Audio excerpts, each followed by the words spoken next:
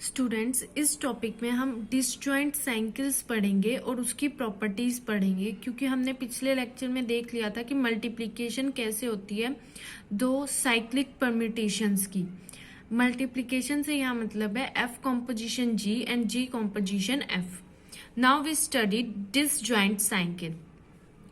Disjoint cycle होती क्या है? देखो, अगर कोई दो साइकिल्स हमें दी हुई है और उनके बीच में कोई भी एलिमेंट कॉमन नहीं है, तो हम उन दोनों साइकिल को कहेंगे कि ये दो डिसजॉइंट साइकिल है। अगर उनके बीच में कुछ कॉमन आ जाता है तो हम उसे डिसजॉइंट नहीं कहेंगे। अब यहाँ पे देखो, डेफिनेशन क्लियर होगी आपको कि दो साइकिल को डिसजॉइंट कहेंगे अगर उनके बीच में कोई भी एलिमेंट कॉमन नहीं है, ठीक है, इन देयर वन रो। अब ये देखो, इस साइकिल को हम डिसजॉइंट कह सकते हैं। क्यों? इन दोनों साइकिल को, मतलब दो साइकिल होनी जरूरी है अगर हमें डिसजॉइंट चेक करना है। एक साइकिल में हम चेक नहीं कर सकते। अब कोई पूछे आपसे कि ये दोनों डिसजॉइंट साइकिल है या नहीं है, हम ये कह सकते हैं, हम क्या कहेंगे, चेक करेंगे। 1 3 4 इसमें एलिमेंट है, 2 5 7 इसमें है। तो इसमें देखो कुछ कॉमन है, इनमें नहीं है। एक भी एलिमेंट यहाँ पे 1 3 4 है तो यहाँ पे 2 5 7 है, एक भी एलिमेंट कॉमन नहीं है। वहीं पे अगर हम दूसरा एग्जांपल ले, 1 3 4 2 4 5, ये क्या है? डिसजॉइंट साइकिल नहीं है। क्यों? क्योंकि यहाँ पे कॉमन क्या है? 4 इसमें भी है साइकिल में और इस साइकिल में भी 4 है, तो इसका मतलब ये डिसजॉइंट साइकिल नहीं है। डिसजॉइंट साइकिल वही होगी जिनके बीच में कोई भी एलिमेंट कॉमन नहीं होगा, रो वाइज। अब क्या है, हमें क्या करना है? प्रोडक्ट हमें एक रिजल्ट होता है। क्या रिजल्ट है वो? Product of disjoint cycle is commutative. Commutative, एक बात हमेशा याद रखना, जो भी हम साइकिल्स ले रहे हैं, दो साइकिल कोई भी ले रहे हैं, अगर हम उन दोनों के प्रोडक्ट की बात कर रहे हैं तो इसका मतलब ये है कि उनकी डिग्री सेम है, परम्यूटेशन की डिग्री सेम है। क्योंकि हमने पढ़ा था कि परम्यूटेशन जो होता है उस पे ग्रुप पे डिफाइन होता है। हमने पढ़ा था कि जैसे P7 है या PN है, वो क्या फॉर्म करता है? ग्रुप फॉर्म करता है। और उस ग्रुप किसके अंडर फॉर्म करता है? कॉम्पोजिशन के अंडर। तो जितनी भी हमने कॉम्पोजिशन या प्रोडक्ट पढ़ी है, दो फंक्शन की हम प्रोडक्ट ले रहे हैं, उनकी सबकी डिग्री सेम ले रहे हैं, ठीक है। तो अब हम product of disjoint cycle is commutative, ये प्रूव करेंगे with the help of example. ये हम समझेंगे इसका मतलब क्या है। देखो, कॉम्यूटेटिव का मतलब क्या होता है, सबसे पहले ये जानना जरूरी है। कॉम्यूटेटिव का मतलब होता है कि अगर एफ कॉम्पोजिशन जी कर रहे हैं हम, वो इक्वल होगा जी कॉम्पोजिशन एफ के। मैंने आपको बताया था कि एफ कॉम्पोजिशन जी और जी कॉम्पोजिशन एफ इक्वल नहीं होते। अगर ये दोनों इक्वल आ रहे हैं, इसका मतलब क्या है? कॉम्यूटेटिव है। कॉम्यूटेटिव लॉ एग्जिस्ट कर रहा है वहां पे।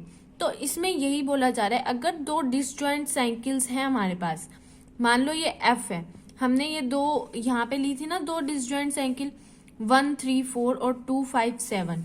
तो अगर ये दोनों डिसजॉइंट साइकिल्स है, यहाँ पे ये डिसजॉइंट साइकिल है और यहाँ पे ये दोनों डिसजॉइंट साइकिल है, तो ये एक एफ फंक्शन है, ये जी फंक्शन ले लिया हमने।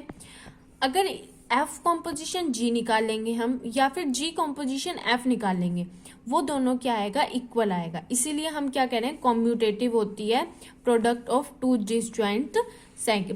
Disjoint cycles. अब हम चेक करते हैं कॉम्यूटेटिव या नहीं है। अब हम सबसे पहले निकालेंगे एफ कॉम्पोजिशन जी।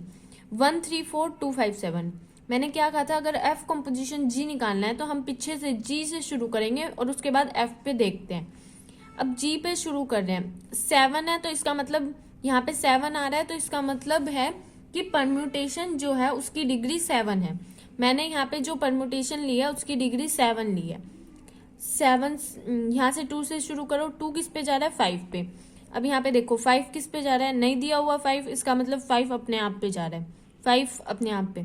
तो 2 किस पे जा रहा है? यहाँ पे 5 पे लिख दिया हमने। उसके बाद 5 किस पे जा रहा है, 7 पे। यहाँ पे देखना है 5 आ गया यहाँ पे, तो 5 आगे चेक करेंगे। 5 किस पे जा रहा है, 7 पे। और 7 किस पे जा रहा है, यहाँ पे चेक करो 7 किस पे जा रहा है, 7 नहीं दिया हुआ, इसका मतलब 7 खुद पे जा रहा है, 7।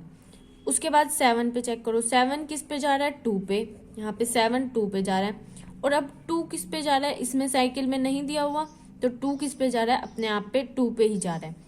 लेकिन ये जो 7 है ये फर्स्ट रो में कूद गया, यहाँ पे 2 दिया हुआ है ऑलरेडी, तो ये 7 को हम क्लोज कर देंगे यहाँ से।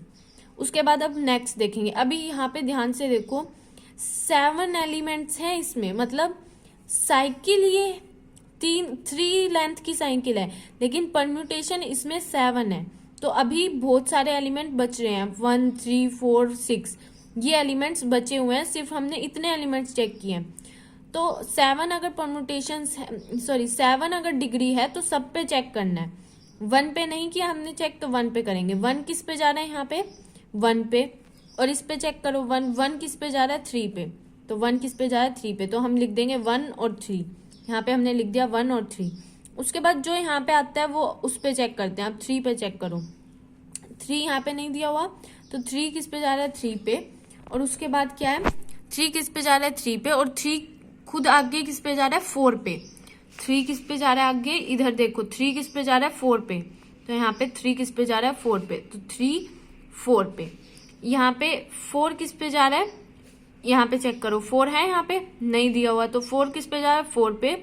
हम साइकिल को तब तक चलाते रहते हैं, जब तक यहाँ पे लिखते रहते हैं, जब तक ये क्लोज नहीं हो जाता। अगर ऐसा आ जाता है कि जो लास्ट एलिमेंट है वो उसका एलिमेंट आगे दिया हुआ, तब हम इसे क्लोज करेंगे, ठीक है। तो 4 किस पे जा रहा है, 4 पे। यहाँ पे 4 किस पे जा रहा है, नहीं दिया हुआ, तो 4 पे ही जा रहा है। और यहाँ पे 4 किस पे जा रहा है, 1 पे, 1 पे। तो 4 किस पे जा रहा है, 1 पे, 1 पे जा रहा है, तो यहाँ पे 1 आ गया, तो क्लोज कर देंगे। अब एक और एलिमेंट बच गया जो हमने चेक नहीं किया, 6, क्योंकि परम्यूटेशन की डिग्री 7 है, तो सारे एलिमेंट पे चेक करेंगे। 6 किस पे जा रहा है, यहाँ पे 6 पे नहीं दिया हुआ, तो और 6 यहाँ पे भी नहीं दिया हुआ, तो 6 यहाँ पे भी किस पे जा रहा है, 6 पे ही जा रहा है। और मैंने आपको कहा था अगर कोई एलिमेंट खुद पे ही जाए उसे हम साइक्लिक परम्यूटेशन में नहीं रिप्रेजेंट करते, तो हम इसको रिप्रेजेंट नहीं करेंगे साइकिल में। अब ये FOG निकाल लिया हमने, अब GOF निकालेंगे। देखो ये थी पूरी की पूरी साइकिल जो हमें दी हुई थी, ठीक है। पूरी की पूरी अगर हम इन दोनों को मिला के रिप्रेजेंट करें तो ये पूरी की पूरी साइकिल आ जाएगी अगर इस फॉर्म में रिप्रेजेंट करें। और इसको हम अलग अलग भी रिप्रेजेंट कर सकते हैं, इसको 7 डिग्री परम्यूटेशन में अलग रिप्रेजेंट कर दो, इसको अलग कर दो, तो भी बात सेम है। ये सिर्फ मैंने आपको समझाने के लिए लिखा है, आपका काम बस ये दोनों निकालना है। और उसके बाद आप निकालोगे GOF, G कंपोजिशन F, ये आप खुद निकाल के देखोगे और ये भी सेम आएगा। ये क्या आएगा, सेम आएगा। कैसे सेम आएगा, सिर्फ फर्क क्या आएगा, 1 3 4 आगे आ जाएगा, 2 5 7 बाद में आ जाएगा। इसमें भी क्या आएगा, 2 5 7 आगे आ जाएगा, 1 3 4 पीछे आ जाएगा। पर इस चीज से कोई फर्क नहीं पड़ता, क्यों, क्योंकि जब आप इस फॉर्म में इसे रिप्रेजेंट करोगे, देखो 1 3 पे जा रहा है, 2 5 पे जा रहा है, 3 4 पे जा रहा है, 4 1 पे जा रहा है, 5 7 पे जा रहा है, 6 6 पे जा रहा है, 7 2 पे जा रहा है। और उसके बाद इस फॉर्म में इसको रिप्रेजेंट करोगे 1 3 पे, 2 5 पे, 3 4 पे, 4 1 पे, तो ये दोनों सेम ही आएंगे, दोनों रिप्रेजेंटेशन सेम ही आएंगी इन दोनों की। तो इसीलिए हम क्या कह सकते हैं, GOF equals to F of G। मतलब अगर दो डिसजॉइंट साइकिल्स हमें दी हुई है, तो हम जब F ऑफ G और G ऑफ F, इसका मतलब F प्रोडक्ट G और G प्रोडक्ट F निकालेंगे, वो भी क्या आएगा, वो कॉम्यूटेटिव आएगा। इसका मतलब वो दोनों इक्वल आएंगे। Thank you for watching.